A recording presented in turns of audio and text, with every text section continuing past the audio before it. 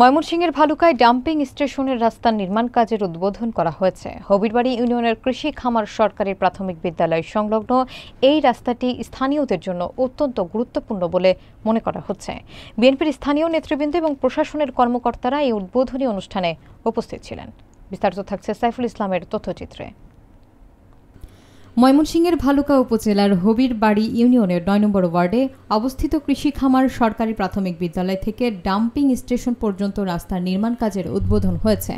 এই উদ্বোধনী অনুষ্ঠানে প্রধান অতিথি হিসেবে উপস্থিত ছিলেন ভালুকা উপজেলা বিএনপির যুগ্ম আহ্বায়ক আলহাজ শহীদুল ইসলাম। বিশেষ অতিথি ছিলেন স্বেচ্ছাসেবক দলের কেন্দ্রীয় নির্বাহী কমিটির সদস্য ও ভালুকা উপজেলা বিএনপির সদস্য আলহাজ মোস্তাফিজুর রহমান মামুন এবং দক্ষিণ জেলা যুব দলের সহ সাধারণ সম্পাদক এবং ইউনিয়ন যুব দলের সভাপতি আলহাজ আবু সাইদ জুয়েল।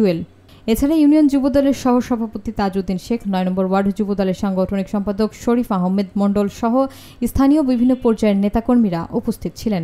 উদ্বোধনী অনুষ্ঠানে উপজেলা নির্বাহী কর্মকর্তা সহ সংশ্লিষ্ট দপ্তরের কর্মকর্তারাও উপস্থিত ছিলেন।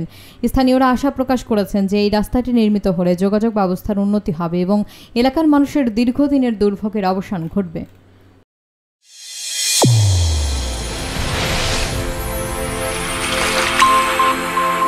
চ্যানেল A1 হৃদয়ের স্পন্দন।